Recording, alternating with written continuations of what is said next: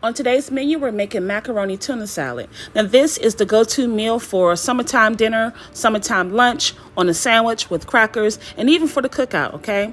Now, today I'm going to show you how I do it, but of course, the way you grew up eating it and the way that you make it is the best way.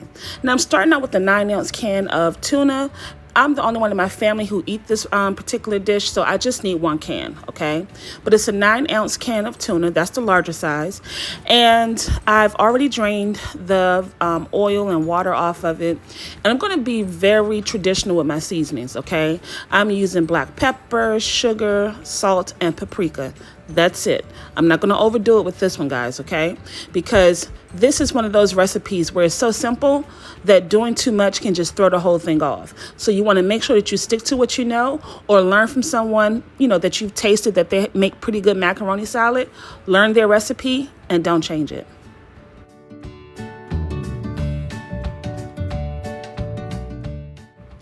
Macaroni tuna salad is all about the proportions, the ratio, how much of this compared to how much of that.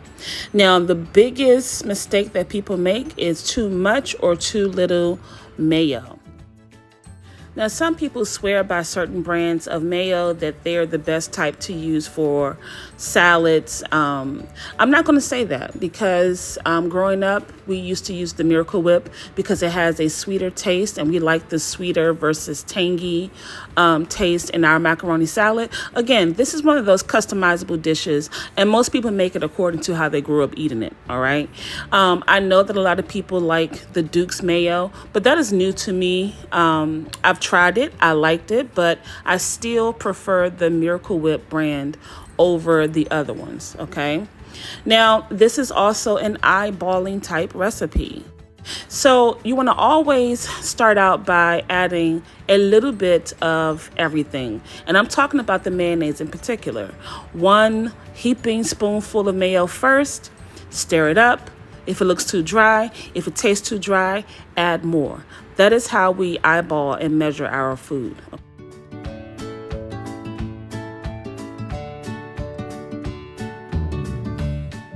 All right, here's my chance to taste the macaroni tuna salad. This little piece here, I'm going to taste it. And as you can see, I came away feeling like I needed to add something else. Now, growing up in our family, we would have one person who would be stirring the pasta, the macaroni tuna salad. The other person is helping to spoon in some of the mayo. And then you have the other person who is tasting, okay? I mean, we really put a lot of effort into making macaroni tuna salad growing up. I think my sisters would find this kind of funny when they watch this video.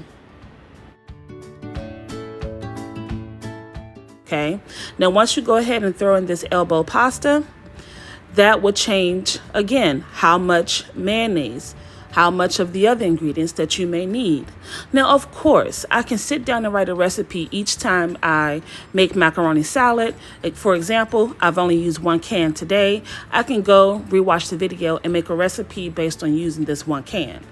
But in order to become more proficient in the kitchen and to be able to cook on the fly, you got to learn how to eyeball your measurements.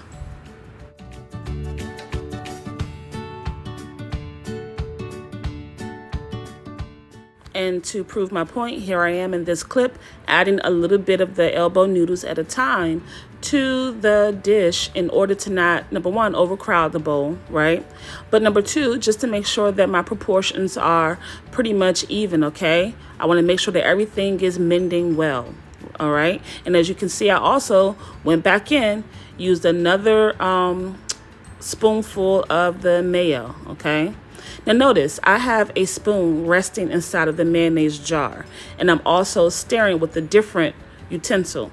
Don't use the same utensil that you're stirring the tuna to dump back inside of the mayonnaise jar, okay? That is cross-contaminating, and that's nasty.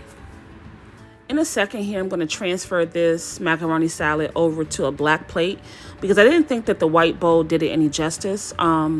But yeah, I'm all done, and I'm sure that someone is agreeing that it looks good. Someone else may be disagreeing that I've added too much, too little.